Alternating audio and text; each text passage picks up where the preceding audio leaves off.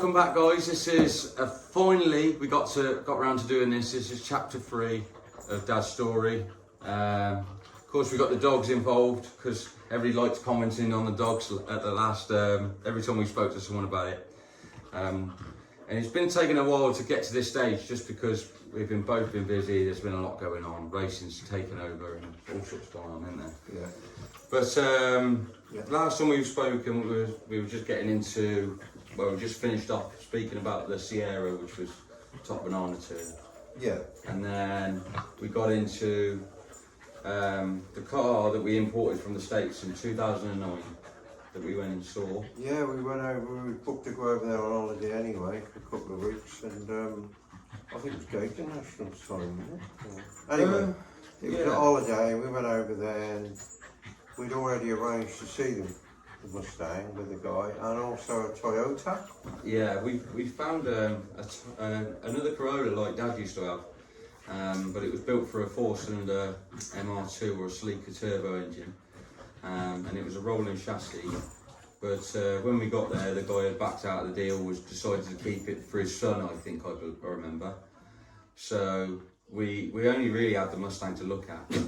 I mean, there's so many cars in the States. We had a look anyway around. Well, these two was arranged West Palm Beach. The one was West Palm Beach. Yeah.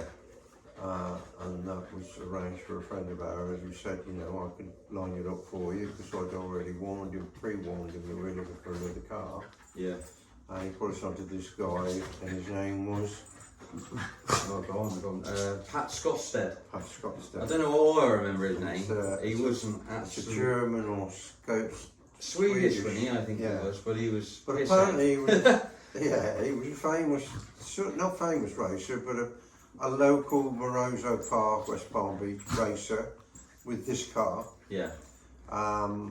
When we got to see it, we found his house eventually, which was in the sticks. Yeah, it was right down the dead end, or something. Anyway, we got there, and the car was like, you could see it had been on fire. Yeah.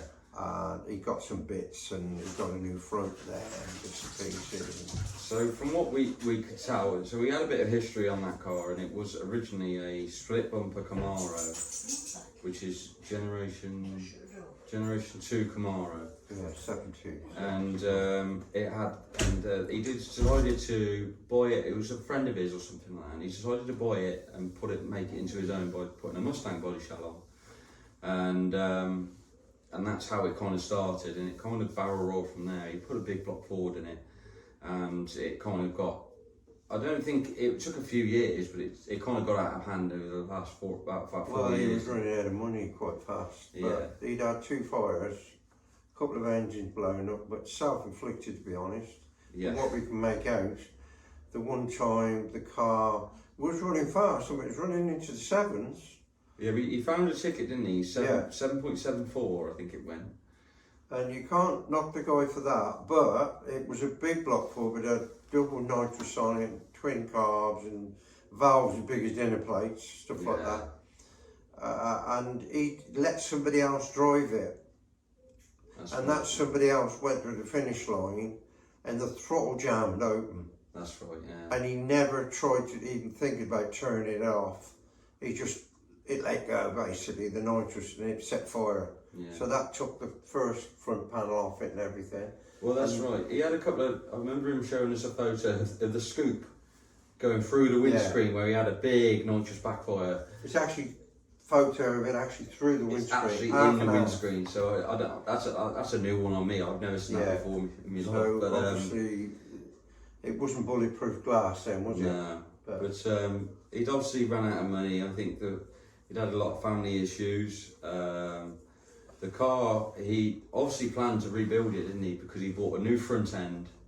Yeah, he was all planning on building it, but then realised he just ain't gonna have enough money. Yeah, I think it kind of a lot of years went past, and he was deciding, I ain't gonna do it. So he saved his money and spent it on Budweiser. He did, yeah. When we got there, he was carrying a cool box around with him everywhere, just like on wheels. Yeah, so he wasn't messing about. It was on wheels. Yeah, I mean, I can't remember how many. He must have had a few before we got there. Yeah, we got there about midday. Yeah, that's right.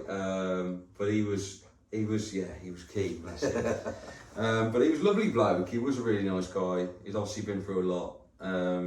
And he showed us the heads and stuff, didn't he? Yeah. Because he had a block that was cut, like really blew the block into bits. Yeah, the block was disintegrated. But the heads that he did offer us the heads, and there was, if I remember, there was only 2 valves missing, and they wasn't badly priced for what you. I think it was $1,800 for the pair. Yeah, to be fair, for what they were, we could have probably had them, but I think because we were rebuilding a brand new car, in fairness, wasn't going to use budget was tight, so I wasn't going to use that. But the guy, if I remember rightly, the guy wanted 12 grand for the car. I think it was nearer. I think it was about $9.5. Oh yeah, that's right. Yeah. We looked round it and had a quick look at it, and well, not quick. We took our time looking at it. And apart from it was for me, I was sat there with my knees up under my ears. Yeah. He was only a short guy. That would have really put me off. But Mark, you decided that we can do that. I said to Dad, if you're interested in it, buy it. I can alter it. It's not a massive issue. It's just going to work out how to do it. Yeah. So when we sat Dad in the car, his head was above the main hoop. That's right, wasn't it? Yeah. He had a funny car cage in it, but his head was going through the centre of the funny car. Yeah, cage. it wasn't right. And it was like the main hoop was too far forward. So I kind of had like a vision in my head, and I thought I could deal with that if we needed to. But we kind of come away from there. We said to the bloke, look, we'll let you know. We'll give you a call or whatever. And we come away from there. Went back to your mates, didn't we? Yeah. Jack's. And we discussed it. Yeah, discussed it all through and phoned Lee up. Phoned Lee up. Yeah, that's right. Because it's Lee and Dad's partnership in the car, really. It was the money off Top Banana and the Sierra. Top Banana too. Yeah. So so we spoke to Lee about it. Well, Dad did, and Lee said to Dad, "I don't think you should buy it. I don't think it's the right way to go." Yada yada yada. So a few hours. The phone call ended. A few hours went past, and I never thought anything of it. I was just watching some film or something, and Dad walks into the room and says, "Do you reckon we should bid him on it?" And I was like, "Oh, you can do, but you got to remember that Lee said no, really." Yeah. And of course, it's like a partnership deal, and he said, "You asked me, do you think you could do it?" And I said, "Yeah, I can do it. I don't have any doubt in myself that I couldn't do it." But you know, I overrode Lee, really.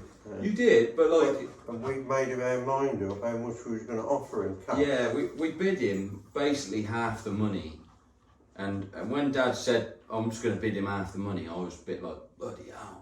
It's a bit of a hit in the guts, like. But I was like, well, you don't ask, you don't get, do you? I hate to kick a man when he's down, but yeah. he'd had a few beers, so he was in a quite pleasant mood. Yeah, well, he's probably had a few more by that time when we came. I mean, to be honest and straight up forward, I think he wanted 9 for it. That's right. Yeah. And we offered him 6. That's right. Yeah. Cash, or we'd walk away. Yeah. He thought about it. He went and thought about it. Went in the house, walked round the kitchen. I know. Come back out. And he said, "Yeah, I'll have it." So I said, I showed him the money in my hand, but you know, he took it. Yeah. And then we had then we had to pack the car and also we packed break the news to Lee. Made a coffin for it, for all the bits and oh, that's right. Yeah, so the whole passenger one of the lads did. They made like a big. It looked like a coffin that went in the spare wheel well.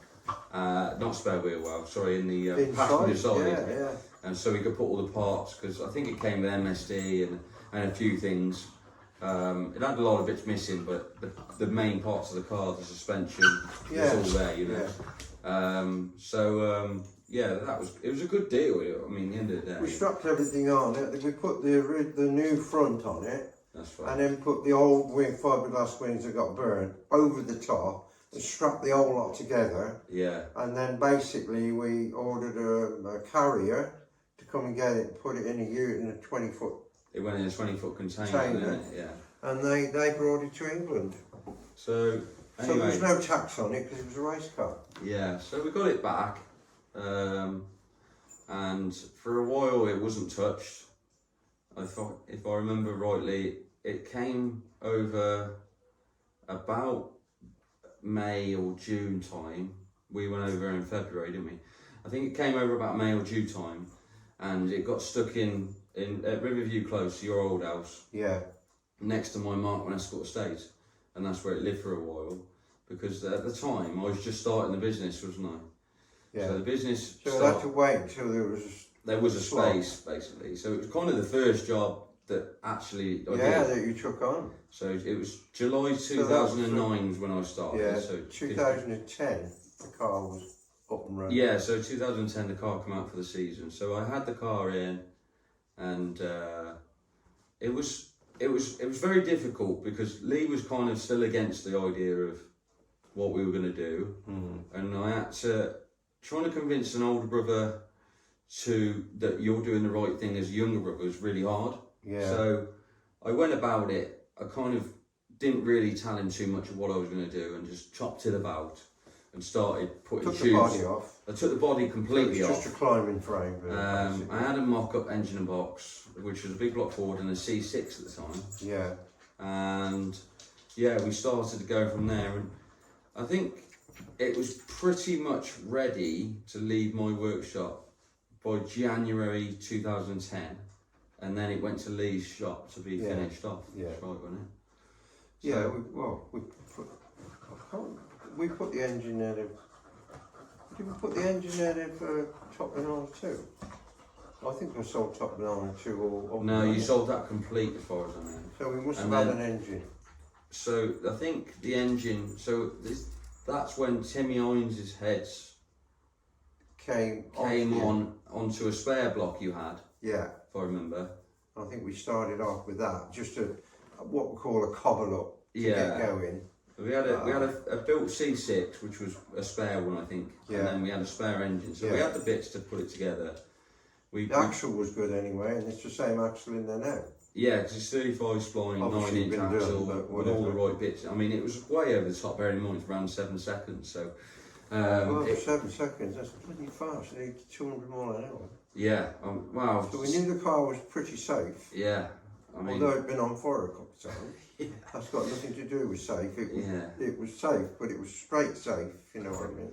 but I did a few other changes to the car just to make it stable, because we had no paperwork or history on if it ever went straight. When we measured the chassis, I said to you, didn't I? I said, this is quite bad. And it was like, I think it works out, it's like 3/4 of an inch is out of square, the chassis. But we got it to square up and managed to get it on the scales to get it worked out, and we managed to There's get a few it. bodge ups on the suspension, one That's like right. washers and stuff. Yeah. But you know, nothing that was dangerous or No. unsafe. It was I did a move. vehicle. I moved a few tubes around just to strengthen it up. I also put some bracing in the floor and a hoop that went underneath the sump to protect that, because I didn't know if it was going to ever wheelie. Try to get up. We had a lot of photos of it launching hard, didn't we? And we were Yeah, like, and it was launching. Although it was hard, it was neat. Yeah, It was only, you know, it was coming probably a up. foot 10 inches Yeah, on the launch, and I thought, well, if it goes like that, I'm happy. yeah. Which we But we put some. kept it down from there. We just got. Lee was doing the suspension then. He's pretty good at that. Yeah, he got so it I said, weighed up, yeah. "Can you get it down? Can you get it down?" Yeah. And we got it down in the end to literally one wheel lifting, and it was just taking off nice, and I was happy with that.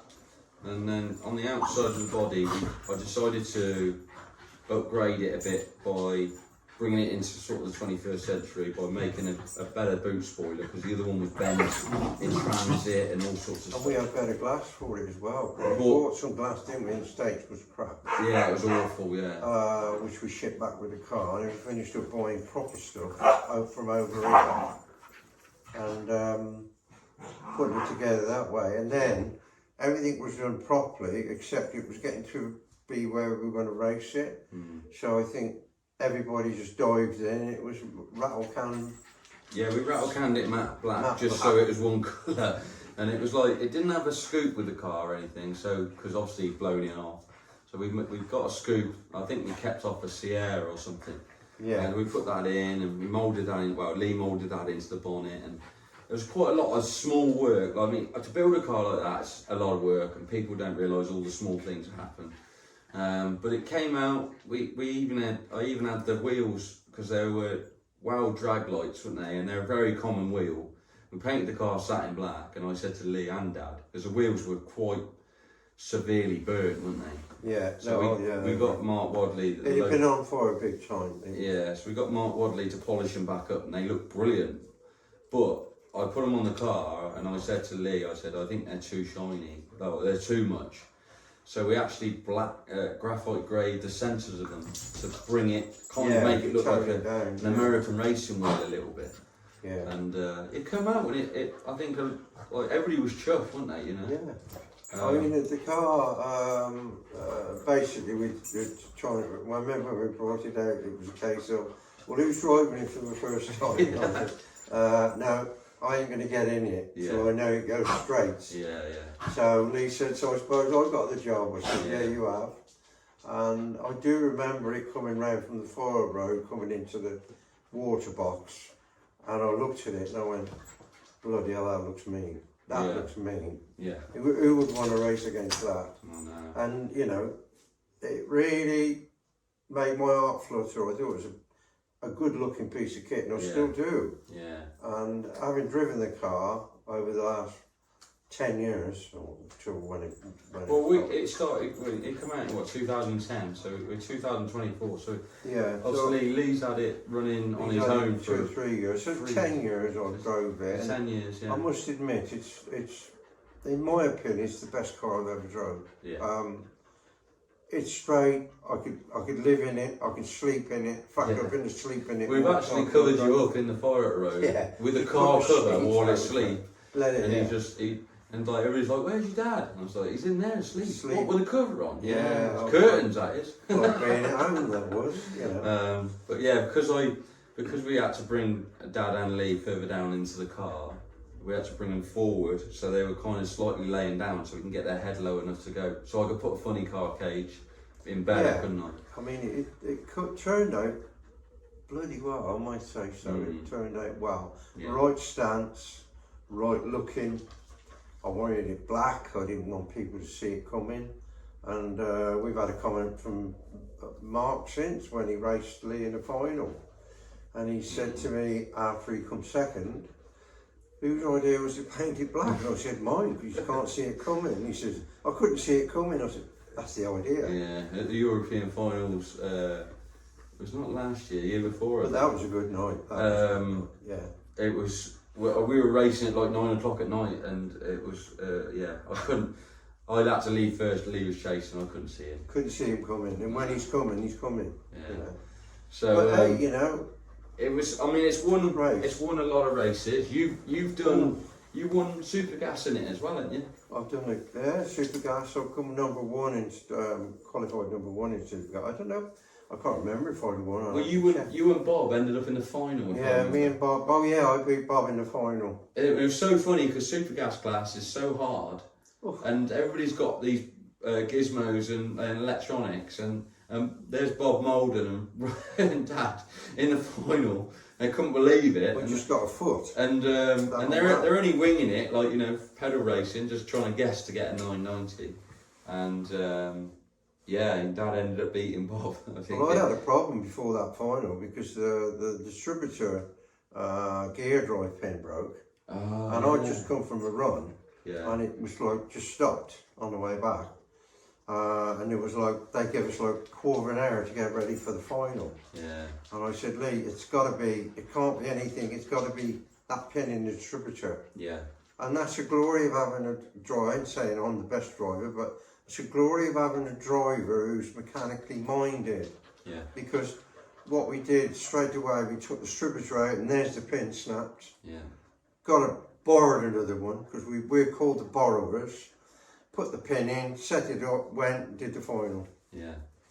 So, that worked out fine. Bob was happy. Well, he wasn't happy I beat him, but he was happy we had a race. Yeah. Because we had. I think it was just because of we're not. Well, we say we're serious racers, but I mean, we ain't really. We can't, I mean, and Bob's They're like exactly the same, and he just does it for the right reason. We'll have a beer and just talk about it and have a laugh. Yeah, that's right. So, And even now, Bob will comment, "Oh, that was a brilliant race." And I think it was at night as well, wasn't it? it was dark, In the dark. or quite close. So to getting dark. it was. And I think basically because he couldn't see where I was, Yeah, and that's the idea.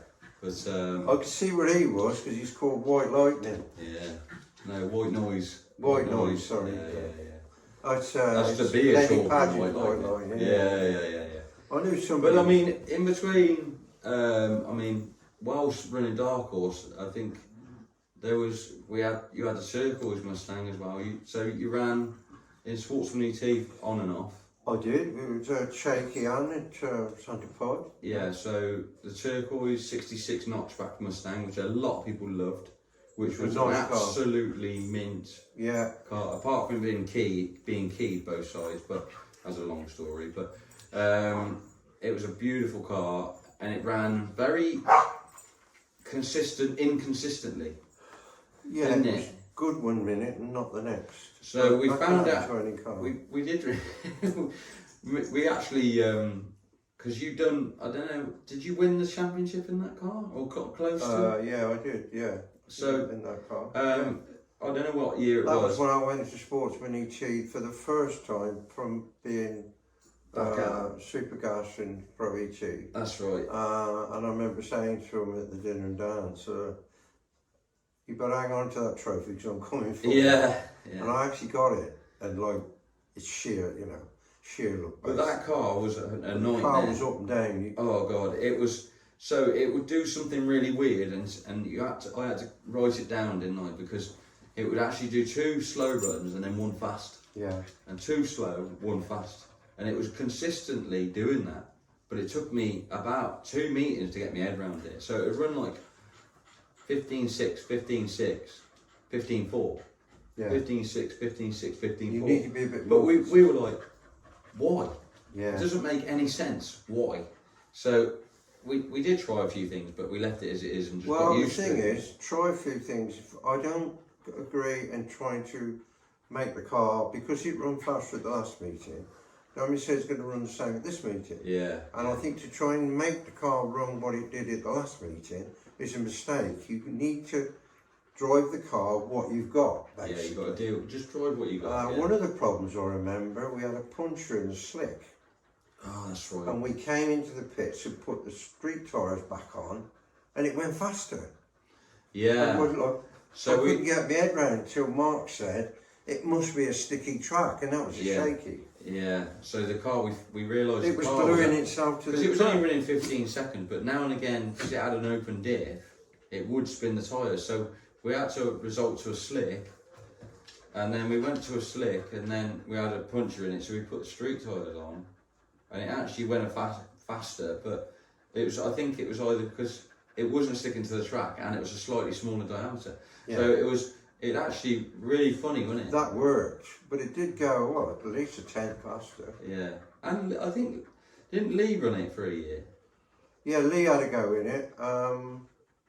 One of the push... Was that Sportsman ET? Yeah, Sportsman. He ran it for Sportsman ET. He didn't he? ran it for... I don't know why he got in. I think it's because he let you do Pro ET for a year. In the Oh, that's Mustang, right. In We Dark swapped. Horse. Yeah. And he borrowed that. Something like that. And but yeah, I mean that was a good car. I mean the other thing, what was the other one? He had a 65 Falcon, Yeah. which was a green I shipped patina in car. from, I think that was Tennessee. Yeah, we brought that in, didn't we? And that was a really nice car. It had some Wild Pro Stars on it and sat quite nice, drove quite nice. And it used to run high 14s? Mid 14s? No, it never went that fast. Oh, was it 15? Because at the time I was racing Nostalgia, Oh, yeah. and it's dialing, of course, And it was which is 40. what I do. I'm a Yeah. dialing man. Racket man. And it was running, it was running pretty slow. I think it was running 16 or something like that. Oh, was it? Anyway, I got through a few rounds, and I think what happened the following year, well, I still had the car, but the following year they changed the rules, so it's got to run 14.99 or faster. Yeah, 'cause Well, the idea was I was there for a bit of fun. It's a road car. Yeah, yeah. So when they changed the rules, I thought, you know what, it's going to cost me an arm and a leg to make this car run 1499. Yeah. All right, you can put nitrous on it, it's an easy way, but it ain't consistent. No. You know, you got to be, to make it consistent, there is a way of doing it, to make it consistent is hard. And in my wisdom, I thought, you know what, that spoiled it for me. Yeah. That really. I think it's. I understand because they get really worried about closing speeds, and I understand the class was gathering up some quick cars. Like there was a lot of 9-second cars coming into play, and I think I think you are right. You ran high 16s or low 17s. I think how often do you get closing speed problems? You know. But I mean, it was one of them rules that come in, they agreed with it, and that's the way it was. So it upset me, I must admit, and like, what am I going to do? Yeah. What am I going to do? I thought, well, I want to race, and I want to race nostalgia, and I couldn't. I think we raced it in, I think I raced it in Sportsman. Yeah, you went into. Well, I got no other option. I got nowhere else to go. You went into Sportsman. You did pretty well in it, if I remember. Yeah, it was all right. Gearbox problems, but you know. Lee had a few goes in it as well. Yeah. If I remember. We had some fun with it. I think Lee did the Gamblers in it, if I remember. Yeah. Gamblers, which was a little event or competitive event. Well, Gamblers, it's shaky. That you organised. That was a bit of fun. That was. Yeah. Yeah, we had a lot of fun. But I mean, you had that Falcon, 2006, 2015, 2016, I think. Yeah. That sort of year. Yeah. Obviously, you've had the Falcon went eventually because you didn't really want to spoil it. I didn't want to spend a fortune on it and not make it more like road legal. I wanted it to be road legal.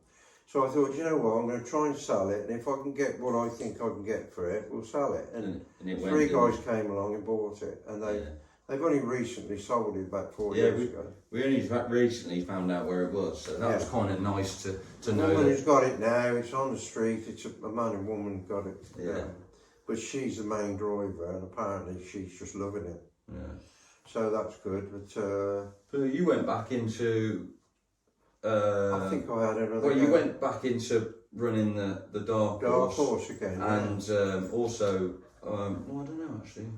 I think that must have been later because I think you started racing Mom's Focus for a while. Yeah, but I think before that, Smart Ass here had found a comet in the States. Oh yeah. In Virginia.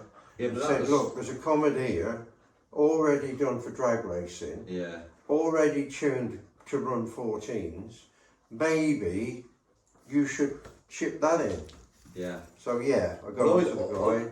Dad was always liked a 64 Comet, and me being me, scrolling in the States, I come across this white one that had been listed quite badly, didn't I? Yeah. And I said to you, I just found this in the States, and he goes, where is it? I said, in Florida, which is... No, it was Virginia. Oh, was it Virginia? Yeah. Oh yeah, that's right. And it was white, and it had it had the trim on the side with carbon fibre in the side, and Tennessee or Virginia. Yeah. It was a bit like a bit. Well, it had actually been done up to go drag racing, but never. And raced. The guy never actually raced it. He just went to a show with it. Yeah. And then took it home. So it never was ever on the track. No. So it was freshly painted, and it wasn't a bad paint job, and it looked really good in photos. And when you bring in a car in from the States, it's always a bit like take a chance. Is it alright or not? I mean, the good thing about Americans and advertising is they put a lot of photos on, and the guy was really nice, wasn't he? Really helpful. Yeah, you have to phone. Yeah. You have to speak to the guy, and not only that, you got to do your own work if you're buying a car from the States. Not just take somebody's word for it. Yeah. You need to do your own work. And in my case, my own work was, I had his address, I would have spoke to him, I got a photograph of the car outside his house, and what I did is Google Earth,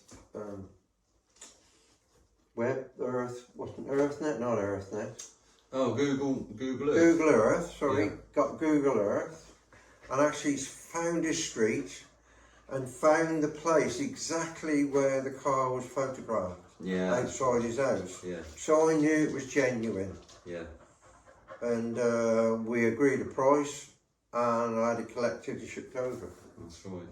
That's what you got to do. You got to and we- make sure you're getting the right thing. And we went into, got it from Southampton docks, brought it back here. We didn't do too much for it. It was a 302 with a Tremec 5-speed, wasn't it? It was a Tremec 5-speed. It had P40 heads on it, P40. Right, yeah. Which are, you know, sort of a, you know. They were aluminium heads, weren't they? But they were just. No, they were steel heads, but they were probably the best steel heads you could get. Oh, that's right, yeah. Yeah, it was a nice car, wasn't it?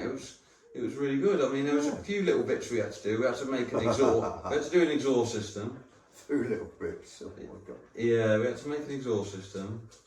Exhaust system, and in my wisdom, I didn't want to race a manual. Oh, So yeah. we took it racing. I took it racing and said to Mark, I don't want to race a manual. It's not my cup of tea. So he said, shall I race it? And I said, yeah, get in and race it. And it was a sportsman meeting. It was 2018, and it was the first meeting at Santa Pod with the new track. Like Easter, yeah, that's right, it was. And he laughed at me and said, "Oh, I've got to watch this. It's going to be funny." And I was like, "Well, I'll have a go. What we're going to lose?" And we were just dialing it in, kind of what we thought we might dial it in. It was running 14s, wasn't it? Well, it got it into the 14s, but to start with, because I always had to get used to it and stuff, That I was just the point dialed of it buying in. it, because 14s, we could go into nostalgia. So I guessed it to start with, it would run 14.5. I think it ran 15.45. Yeah. So it broke out and managed to qualify pretty good. I think I guessed something like. I think you was in the top 5. Yeah, I guessed a 15.3 and it went 15.32 or something like that. Yeah. And it was like, and that was just me getting used to it. And then It had cow trucks on it as well. So yeah, it was pretty well set up. The chassis was done as well. Yeah, it was all like tied in, wasn't it? Yeah. So. Yeah, we got better into qualify, and then obviously we had a lot of track issues. They actually closed the track for the rest of the pro classes. It was only the sportsman classes, wasn't it? Yeah. Which was fine until it got a bit hectic. It was like NASCAR then, because we were just doing that. Around. But I did it, you know. Yeah, so I went. I can't remember what I dialed in. I dialed him in something like 15.2, and it went. And I caught the other person quite quick and just shadowed them and managed to run 15.2 something. Then I ran against another person. I dialed it in a bit lower because obviously I knew it was going to go faster. I couldn't believe what he was dialing in. I thought, well, that's good. He's dialed in quite low from what I would have gone. Yeah. And he only run it, you know. And that was it. Did a 14 for sure. Yeah. I remember it being, I think it was not quarterfinals. Yeah, quarterfinals. I dialed him in at a 15.1. Yeah, 15.15. I just let him to it because I thought, you know. Yeah, because it was a proper like gamble. I dialed him in 15.15. He went 15.16. You had him covered. We had him covered. But we are still lifting. So then we ended up in the semi-finals, and I was like, I'm gonna have to dial in 14 something now. So I dialed in 14.95, and it went 14.98. And it was still more left in it. Yeah, So then in the final, I dialed in 14. I think it was 14.6, something daft. It was something like 14.65 or something like that. Yeah, and I thought. And I looked at it and I thought, well, fair play to you, carry on. And I actually caught the other guy at half track and ran a 14.68 or something on a 14.4. Yeah, basically, I think he just. And we realised then that this car would run 13. Yeah. Or close to 13s, because it was like getting a move on. But it was funny because I mean at the time we didn't have good tyres for it, so I put a pair of drift slicks on it, didn't I? Yeah. And it had 18-inch wheels on the back. It looked bloody awful, but it was. And then after that meeting, in my wisdom, I changed it to an automatic. Yeah, so we put. And that was where the downfall was coming in. Yeah. It wasn't going to run 14s. No, it really slowed it up, didn't it? Yeah. I think. And I think maybe it should have been a proper professional gearbox, and it was just a rebuilt gearbox for the road. That's right. Don't forget, I always try and have it so I can use it on the road as well. Yeah, so it was pretty standard C4 But the big box. shot was when I raced it at the next meeting. Oh God! I had it on the store. You raced it in Nostalgia Superstock. You entered it in Nostalgia Superstock. Oh yeah. And it was the very first run. And you on the automatic. You did a wicked burnout. When we bought radial tyres by this time, with spare wheels, didn't we? So we bought a pair of wheels with radial tyres on, and we ran that. Dad did a really good burnout to make sure they were bedded in. Come to the line, and the whole axle span on the brackets that are holding it to the leaf springs. Broke it off the spring crutches. Bearing in mind, I've done a whole meeting in it, and he thinks I'm an animal. Yeah. And then he gets in it. It's something, they say always check a car over, but, we thought we'd checked it over. We really thought it should be all right. Well, when you looked at the welds on them spring perches, you wouldn't have raced it. No. It was something that but it just shows you cannot leave a stone unturned. No. But I fixed it at the track, didn't I? Went to the top fuel shed at the top. I took the whole axle casing apart. Yeah. Managed to get a diff. And I went at the top and I welded the brackets on. We got it all it was strong as hell, wasn't it, when I finished? Yeah. Put it all back together. And we didn't have to touch it after that. No. I think we took it apart to paint it, but that was it. But yeah, I mean that was a good car, and you had a lot of fun in it, and I had a lot of fun in it. Yeah. So. I don't know why I decided to sell it.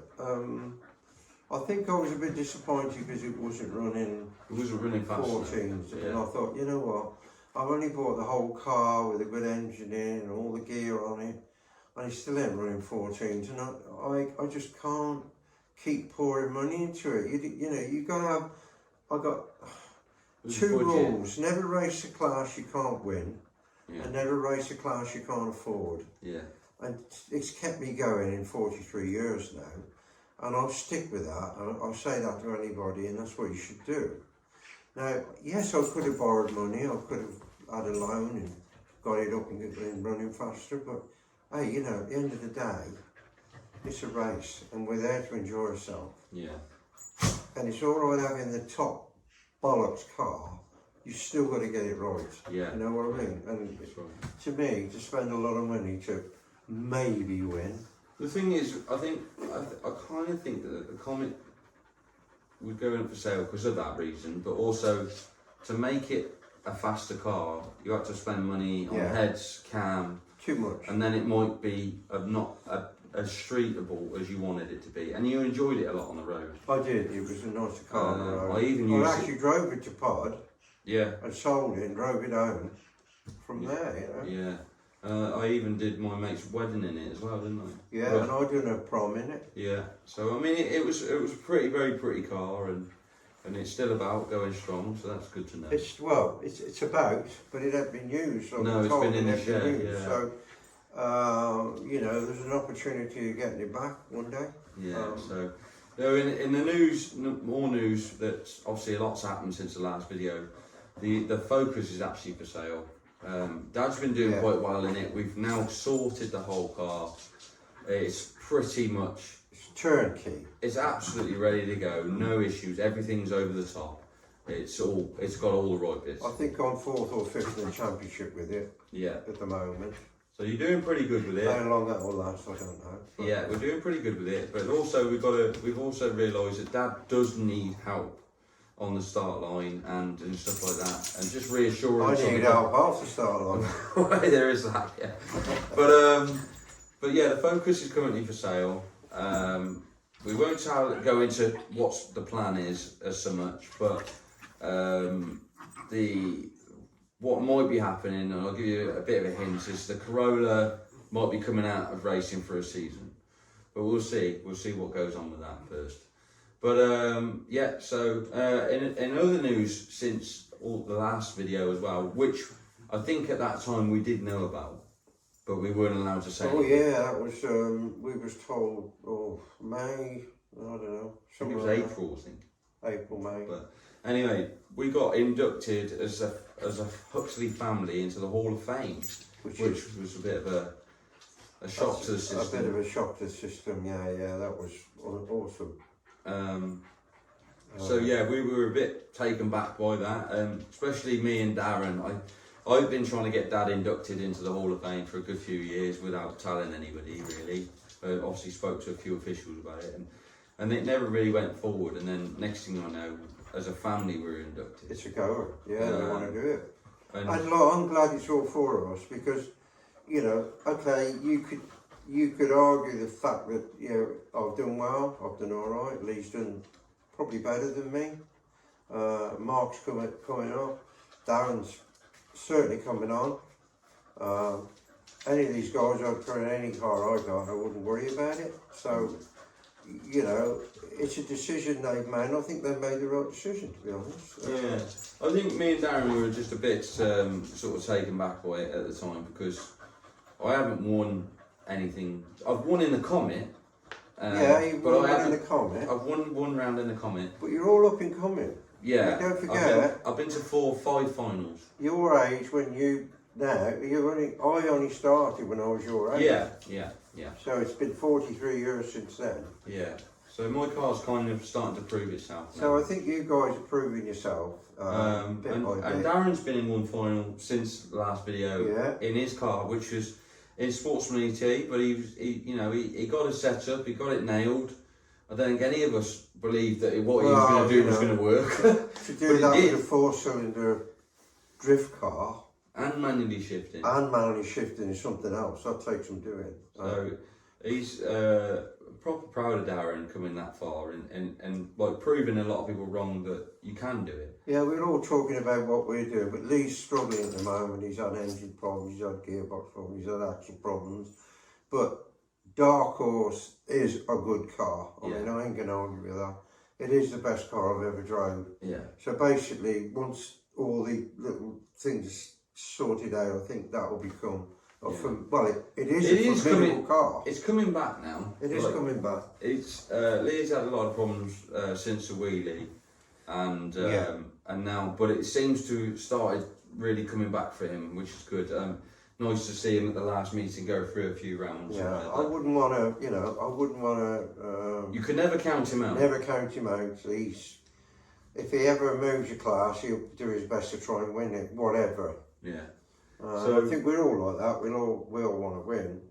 I think we'll see a lot more of Lee go through a few more rounds, especially the last. Now he's sorted. I think it's going to be good for him. He's getting a bit more consistency. But you know, a car you can have a 10p part. Yeah. You know, anything can let you down. You can't do anything about it. Yeah. I mean, look at me. I had a brake pipe leak. Yeah. Not much. The odd spot. Yeah. I got pulled back off the start line. That was round 1, I believe. That was round 2. I'd gone through one round. That's round right. 2. Yeah. So Dad, that was a weird. I mean, there's 300 million ways to lose a race, and that was a really unusual one. That's a new one, and that's a 300 million and one. Yeah, that was a very new one because Dad actually had a brake pipe weeping. Yeah. And there was brake fluid thrown up the inner arch, and there was some dripping on the floor. Yeah. So I think okay, we can all check a car over. But I mean, that's where you can anything can happen. That's what I'm saying. 10p bar like a washer. Yeah. And there's people worse off than us, and I always think to make a car reliable rather than fast. If you can make a car reliable, you're halfway there. Yeah, you got and a that's good where chance. Dark Horse was until the engine was changed. So yeah. So I mean, we got a good few plans over winter. Obviously, we haven't finished this season out yet. Obviously, Dad might have sold the Focus by the next meeting. We don't know. Oh, just race your mum's car again. Just race you an 18-second standard Focus again.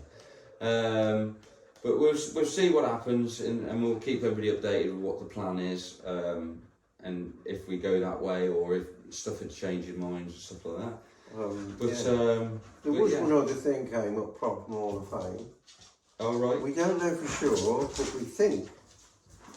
I knew I was the oldest racer in competition in Europe, but we're now thinking it could be in the world. Yeah, so... Now, I can't put that down as positive. You know, that's a feather in my cap. Yeah. But, you know, how long that'll be for, I don't know. There's going to be somebody else out there who's going to be older than me in competition. We found out recently there's a guy who just won Superstock in NHRA, and he was 80, and he was in like a Chevy Monte Carlo or something. It's quite a modern car, and yeah, there was a video on it, and there was a few comments blown on it, and they were saying in the States that they reckon he's the oldest drag racer in the States at 80. Well, I actually think. Well, we were surprised at that because we thought, there used to be Chris Carmazini's. Yeah. But Chris packed up 2 or 3 years ago. Yeah. I think one of his nephews took over. Top Fuel, Golden Greek. I've actually met him and explained to him that I might be the oldest drag racer in Europe. Yeah. And I said, I hear you're the oldest drag racer in America. And he went, oh, not me. He said, not me. I said, no, I've watched your race in 1985 and I've been watching your race ever since. You are the oldest. And he was racing then, and now he's not. So, I don't know, unless anybody could prove us wrong. Yeah, like drop it in the comments. If anybody's watching this from the States or if anybody can find out any information, let us know. There's a lot of places racing. I mean, there might be a 90-year-old guy racing out there. Yeah. I mean, you probably haven't been the fastest 80-year-old, but you've been doing it a long time. Consistent, And you know, this is a big story on your racing, and it isn't stopping from you. This is chapter 3, and it's not the end of it. We'll have another chapter. But I think there's something else to talk about. Yeah. Oh yeah, we've got plenty of stories. Plenty of stories. The 1,001 races how to lose a race for a start. Yeah, exactly. And not so many, might be 2 or 3 race notes how to win a race. Yeah. So there's less of them than there are way losing. Yeah, definitely. Trust me. But yeah, I mean, mud falling off the back of your car is not a good way to take a race. No. When they stop you racing, because mud's coming. I didn't know I'd got muddy on the car. So that was another issue with the Focus, is it because Dad uses it a lot on the street and on going to shows and stuff.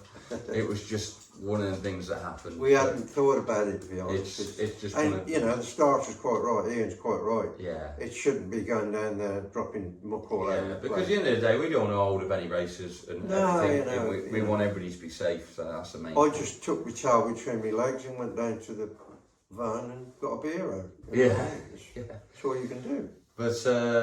But yeah, I mean, we appreciate all the comments and I appreciate all the feedback that people have been giving us about these videos, because I had a lot of excitement about this, and I think a lot of people, well, especially me, enjoy the old stories, and because I never lived through them, but like older people did, and it's great to hear what you can get up to, and you wouldn't believe some of the stories I've heard from Dad for years.